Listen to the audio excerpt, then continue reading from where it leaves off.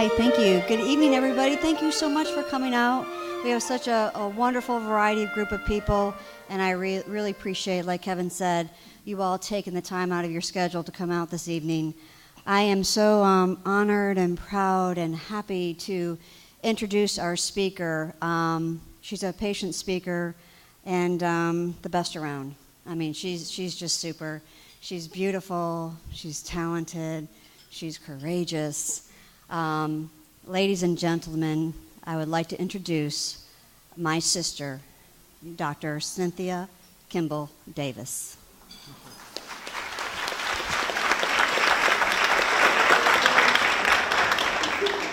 Well, you know, when a sister introduces you, you get to tell stories, right? So I'd like to start, first of all, thanking you for being here, because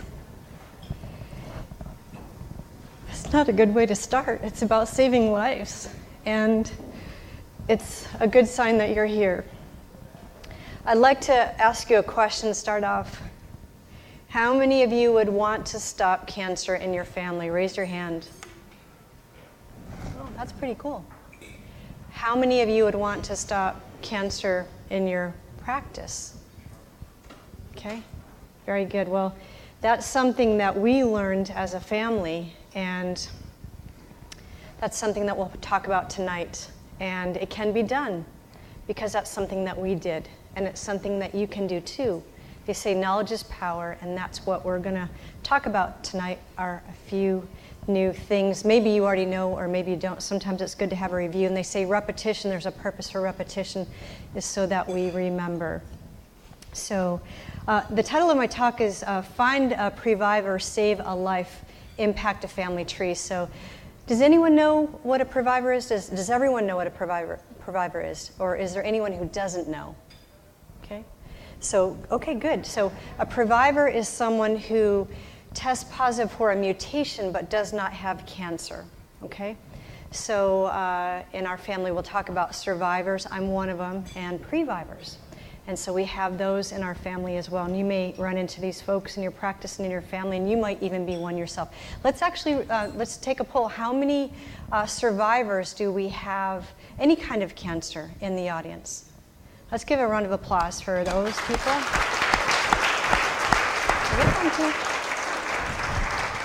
And how many previvers are in the audience here?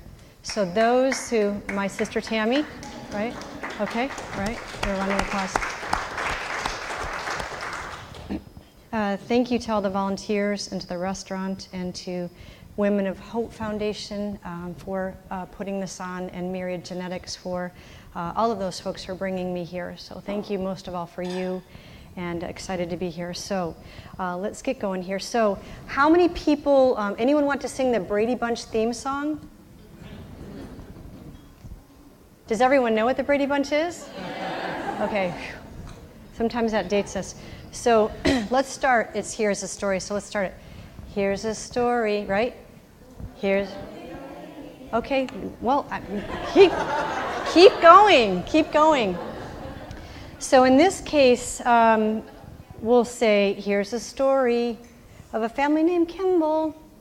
And, you know, the Brady Bunch is a great story, you know, about two families coming together.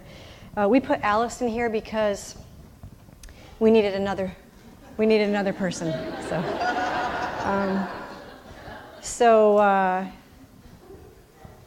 But 1 in 1,000 is the chance that all 5 girls in a family would test positive for BRCA1, one of the breast and ovarian cancer mutations, also known as hereditary cancers, one of the hereditary cancers.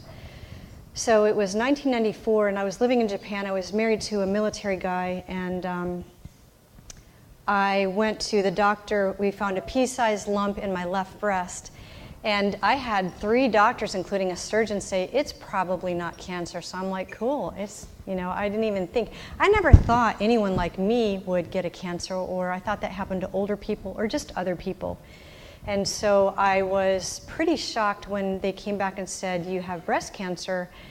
And I thought, oh my goodness, I think they're talking to me. And I remember I had my surgery done in Japan, and I remember looking at like a Good Housekeeping magazine or something, and it's talking about breast cancer, and if you're over 50 or 50, you can take this survey, and I'm thinking, oh my gosh, I just turned 31, and I need to take this. And so I came stateside and had chemo and radiation in North Carolina, right? Okay. And do you say North Kakalaki? Okay, all right. In North Kakalaki and in Durham. And so it was great. So I had a wonderful oncologist. And if anyone in a clinic, I went back to school a couple years ago and finished a PhD, and I talked about heart-based hope, leadership, and action. And if you are in a clinic, please ask questions and love your patients and love each other, because it makes a difference. You may be the person at the front desk that somebody comes and shares something with, and you may be their champion. So all of you are important. So remind me to talk about some of the offices that I've talked at, and some neat things they're doing. So anyhow, we thought we were done. I had Dr. Eric Weiner in Durham, and my sister had done a nursing rotation with him, and you know, things happen for a reason. She had a nursing rotation with this oncologist, and he ended up being my oncologist. And he took a day off. Listen to this. He took a day off and came in when I came back from Japan and met with me. And talked about what we were going to do.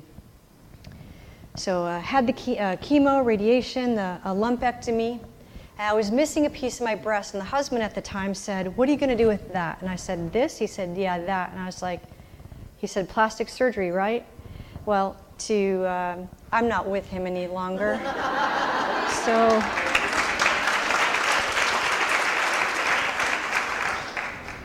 but his loss, thank you. He wasn't ready for that. And sometimes people aren't ready for that. Sometimes you hear that there's a family that has muscular dystrophy. Kids are diagnosed and they'll die by the age of 20, and divorce. Sometimes, and it's okay. People are ready at different times. I had a couple situations like that, but I will say he called me up down the road, and I think he was in Bosnia, and he said, "I just want to tell you we're one of the nicest people I've ever met in my life." And so if we can find good in people instead of talking bad about them, even if they weren't there for us, that's okay. That's okay. So we thought we were done with me. And 5 years later, Christy, she's wearing the yellow there, was diagnosed with breast cancer in her 30s. 2 years after that, Wendy, middle left, diagnosed with breast cancer in her 30s. And so we're like, what the heck is going on with our family, these young breast cancers? And so they think, well, we should test at the top of the tree. We should actually test the mom. And you know, when I speak around the country, sometimes offices will think that breast cancer can only come from the dad's side of the family. Excuse me, the mom's side of the family. And so that's what they wanted to do, is they test my mom. Well, my mom is negative, so by default, it's my dad that we have the mutation from. All 5 girls test positive for BRCA1, breast and ovarian cancer mutation, which is highly unusual. Typically, only half of the children, the offspring, will inherit the mutation. But all 5 of us did. It's like 1 in 1,000 chance, something like that. And so my dad's feeling a little guilty, but you know, really, what can you do? It's nothing he could do. Nothing he could do. But it actually ended up being a really great thing. So this is our paternal grandmother, Geraldine. She met me when I was a baby. I don't remember her. But all I knew about her is that she had died of breast cancer. And so when we looked, you know, there wasn't a maternal genealogy with this stuff. It was actually my dad's side of the family. And so when we looked closer, we found more. And so my dad is the carrier. His mother died of breast cancer. We believe his grandmother died of ovarian, and his great-grandmother died of breast. But you know, sometimes way back then, they just say female cancers, right? But does anybody have a Kleenex? See what happens when you start, and I'll probably snort here in a little bit, but Anyhow, so when you start looking, genealogy is fabulous. I think if I were to go back to school, thank you. So I think if I were to go back to school, I would study genetics. It's fascinating what they can find. Back in 1994, it was like in the infancy of genetics, and now the things that they're finding. And genetics is saving lives, knowing stuff. And people say, I don't want to know this stuff in my family. Well, it can keep you alive. Instead of burying somebody, we can find out information to keep people alive. And that's where you come in the offices, is you can find us and identify us and save lives.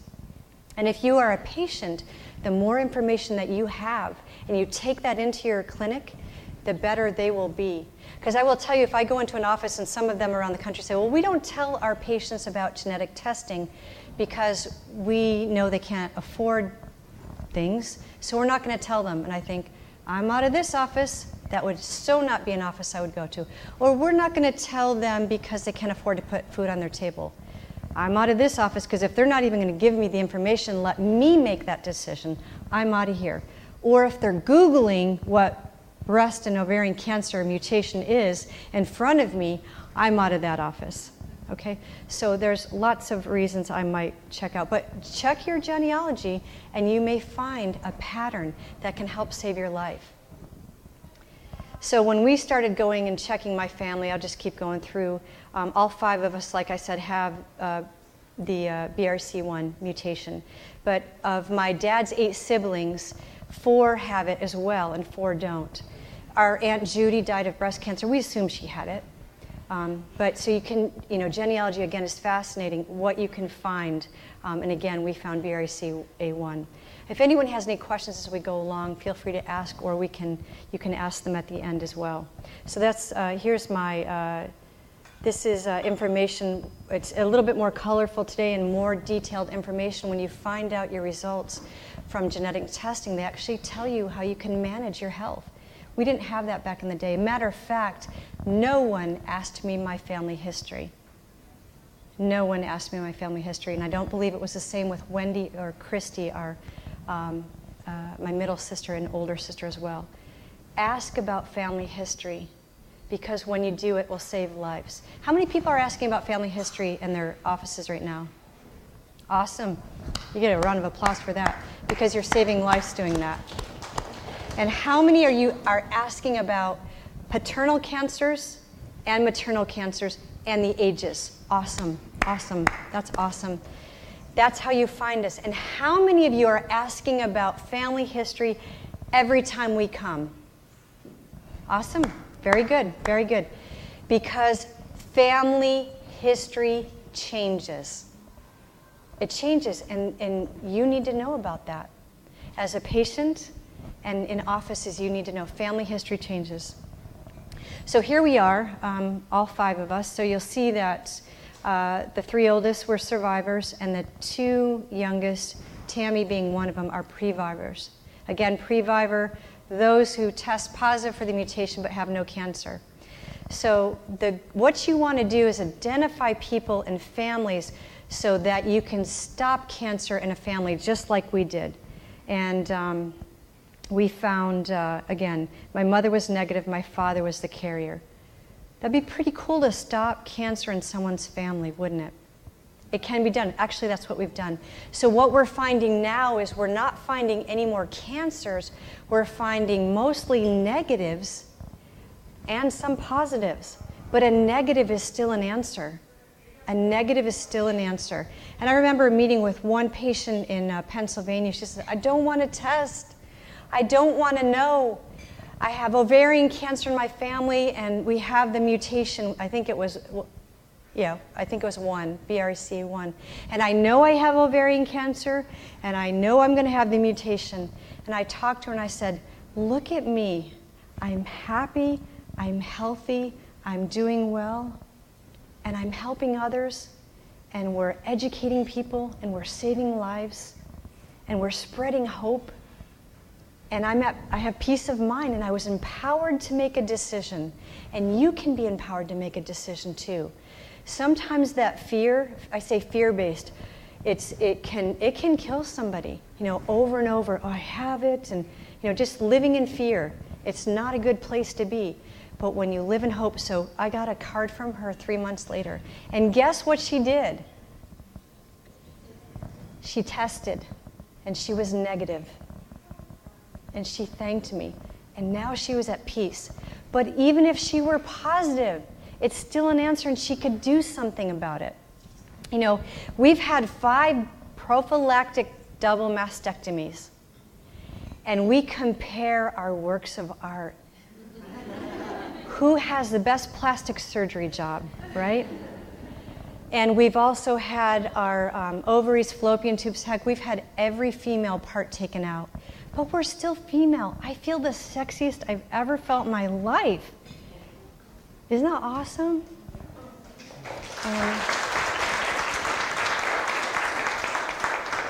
And my husband tells me that too. And you know, I'll just say it, I have areolas that are tattooed in and they fade. And I told my husband, I need to go get these tattooed so they're dark. And he's like, no, you don't need to do that. I'm like, I don't? He's like, no, don't do that. So someone loves you even when your areolas are faded, right?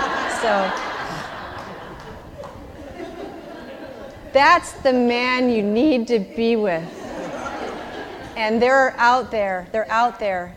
It just took me a little while to find them. But if I didn't go through what I went through, I wouldn't have found them.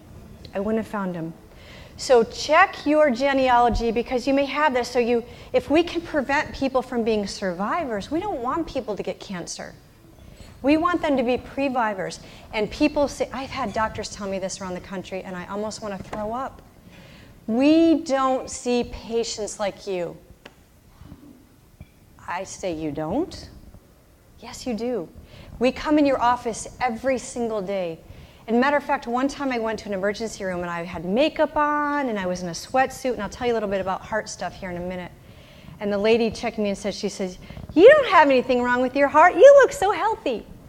Don't go to the emergency room with makeup on or wearing running shoes or a tracksuit. They'll think you're healthy. But you do see us every single day. Every single day you see us. We walk in your office, but the only way you're going to find us is if you ask us about our family history. The paternal side, because it comes from the dad too, and the maternal side and the ages. And you're going to ask us about family history when? Every time we come, because family history changes. We're done.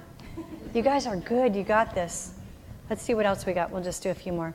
So anyhow, I got radiation-induced heart disease because I had left chest radiation.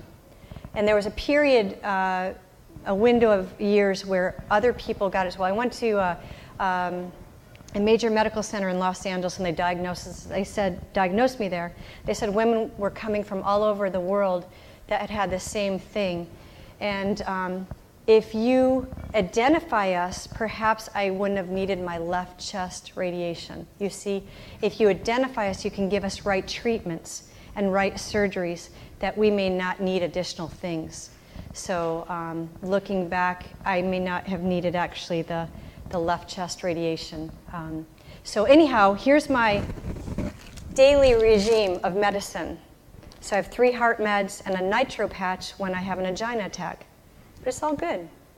But if you can prevent someone from having these heart meds every day, one of them, they give me free meds because it's so expensive.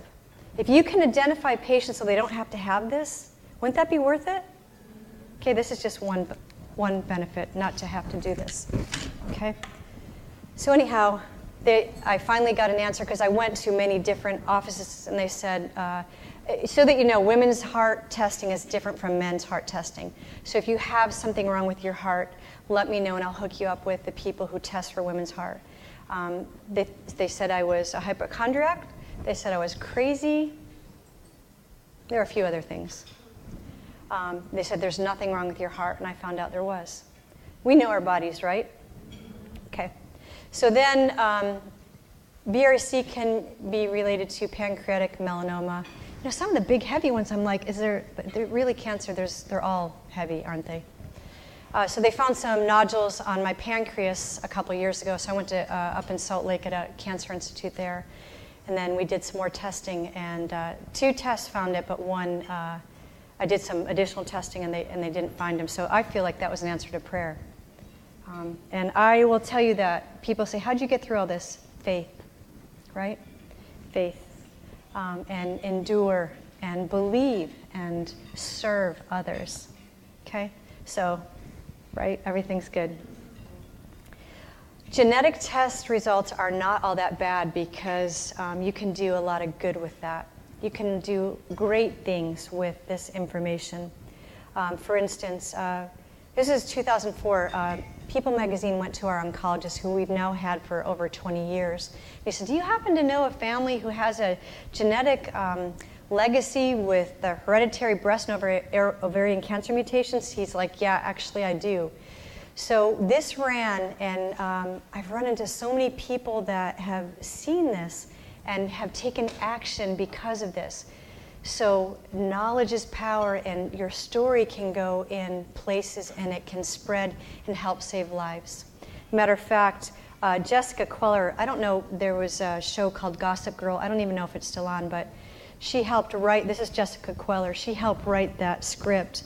And she had ovarian cancer in her family and looked at the People magazine piece, and it helped her test. And she actually wrote this book called Pretty is What Changes, where she mentions us in this book. So your story can help save lives. So it can save lives. And just yesterday in Charleston, I guess there's a show called Lifetime Access Health. They did a taping for cancer and genetics. And so we were there, my sister Tammy, our niece Ann Christian, who I'll tell you about in just a little bit, that's Tammy's daughter, and myself did a taping for this show, and they flew out. They were in Los Angeles today taping some other families for genetic cancers. So that'll come out on Wednesday, March 30th, so look for it, and we hope that we can save some more lives with it. We started a foundation, the Kimball Family Foundation, so that we can educate others about hereditary breast and ovarian cancers and donate money for research and things like that. So, you know, good things can come out of results, right? I'm glad I got cancer, and I'm glad I'm positive for the mutation. If today were my last day, I know that at least one life was saved, and it's all good, and it's going to be okay. And a man named Joseph Wirthlin said, come what may and love it. Come what may and love it. The good, the bad, the ugly, come what may and love it. And figure out why it's coming to you and do something with it. And there was a man named Gordon B. Hinckley that he was once serving a mission over in England. He was like, I'm not doing any good. I want to come home. I'm homesick. And his dad, all he said was, forget yourself and get to work. That's all he said. It changed his life. Right?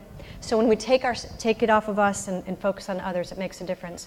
This is Dr. Jonathan Herman. He has a clinic. He's an OBGYN in Long Island. He's Ashkenazi Jewish. Ashkenazi Jewish is one of the red flags for hereditary breast and ovarian cancer.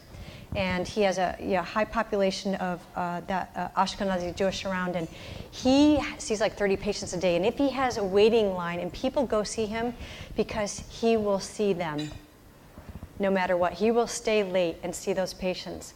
And he is a physician. I interviewed him for my dissertation, and he says, I say to my patients, we are going to get through this. We're a team. He doesn't say things like, you're going to have your boobs cut off, or this is going to be horrible. This is a death sentence. He doesn't do any, that's fear-based stuff. He says, we are going to figure this out, and we are going to get through it. Because how you are communicating with patients, if you are in a clinic here, can determine the success of that patient. There was, I read something about 2 oncologists. It was for metastatic lung cancer. They were giving, it was experimental chemotherapy. And it actually spelled hope. One oncologist said, I'm giving you a dosage of hope.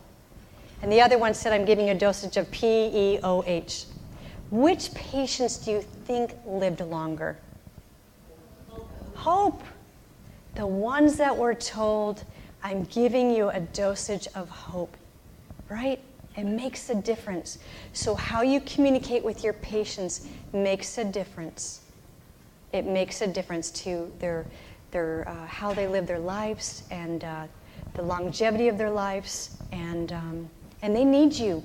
They need that hope. And whether you're at their front desk or you're their doctor, all of you, give them hope. I love Dr. Herman. We were actually working on a book together called Letters to Doctors, and it was right during my dissertation. I said, I can't do both. So another patient actually ended up writing it with him. He's amazing. Here's the love of my life. This is Ryan. I love that man. And here's another clinic. So I go around and I teach people how to have hope in their offices and how to educate and how to identify us. Because if I could, I'd have a sash right now that would say, Miss BREC1, you see us. We come to your offices every single day. And there have been some offices where they've done a pilot for a week where they've used a special form to identify paternal and maternal cancers and ages, and how many high-risk patients were found.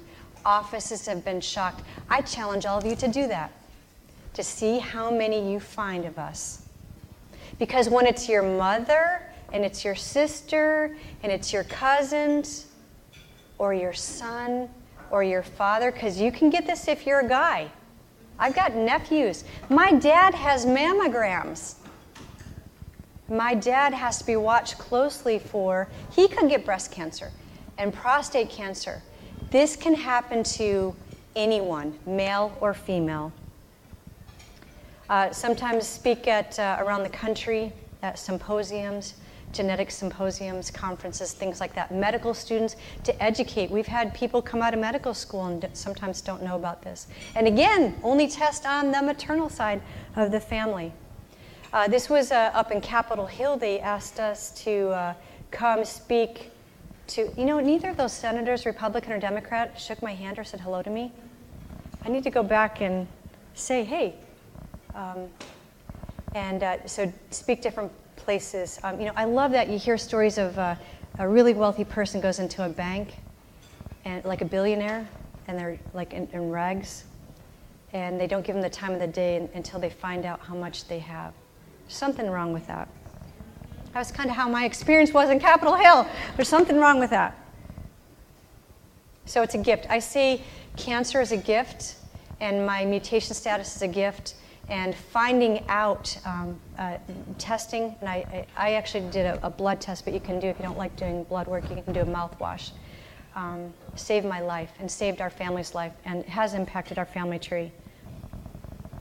So so I went back, and it was great. I was doing my dissertation, and then I was having some heart stuff in the middle, and I asked my committee members, can I change the topic of my dissertation? Because I really want to just write about what's happened to me, and I want to spread hope. And they were like, okay. So I actually have my cancer stuff in there, my heart stuff in there, and I like journalism, so I did a lot of writing, and my committee was like pulling back, like, okay, too much creative writing here. We got to have some academic stuff in here. But I did it, so it was an autoethnography of heart-based hope leadership. And there's my Ryan and me after graduation. So life is great for me, even though I found out all of these things.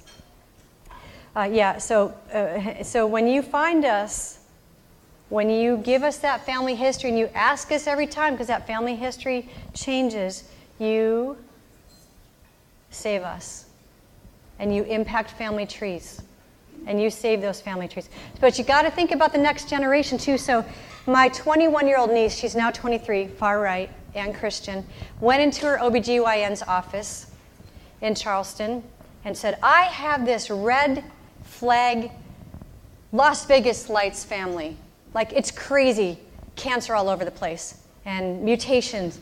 And he said, honey, you're too young. We don't need to worry about you.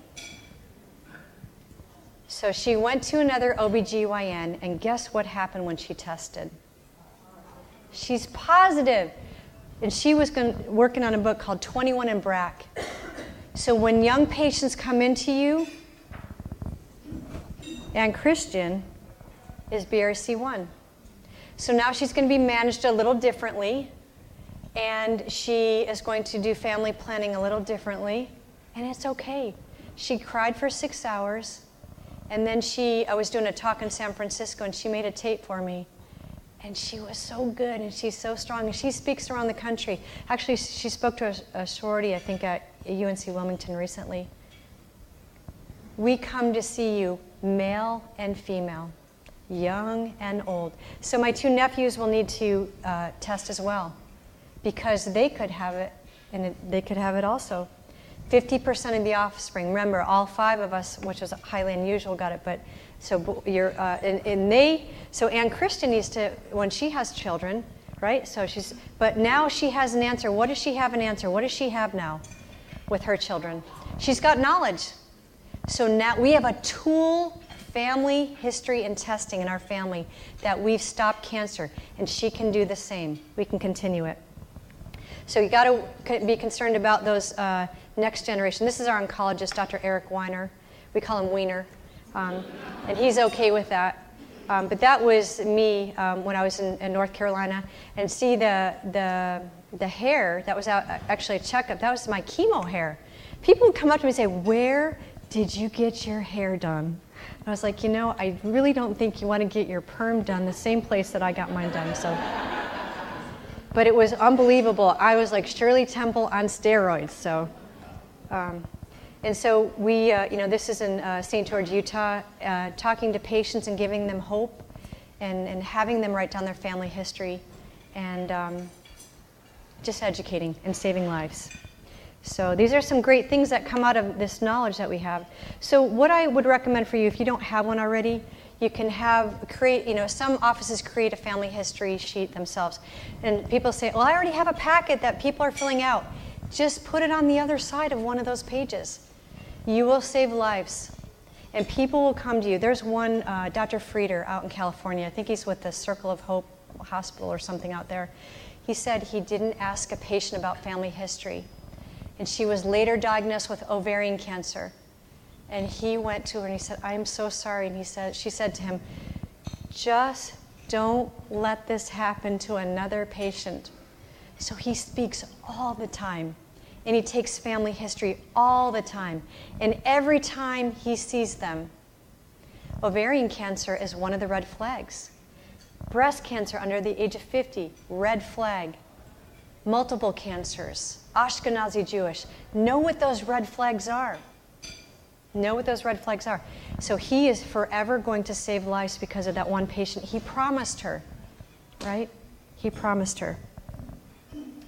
So again, this is up at a cancer institute. I was serving as a patient advocate on a patient education steering committee. My friend Matt Pondon in front, who's diagnosed with brain cancer 3 times. And he goes around the country and he sings a song, "If I Only Had a Brain." It's hysterical. So, and he wears a hospital gown. So he's great.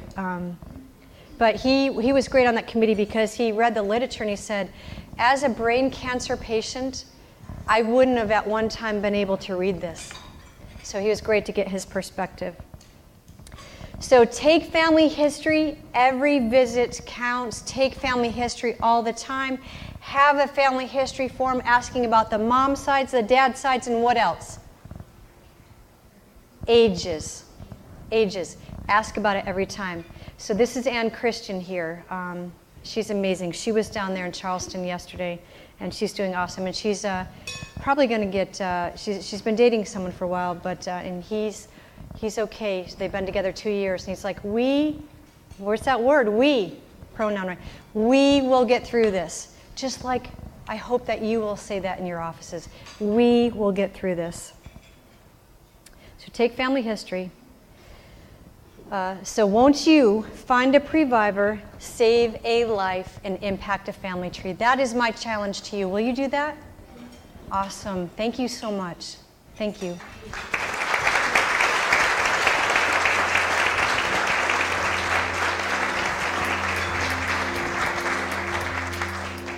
I just want to also say thank you to all the volunteers. Thank you to you for coming, Women of Hope, the restaurant, and Myriad Genetics. Thank you for finding people, identifying, and saving lives. Appreciate you. Thank you so much.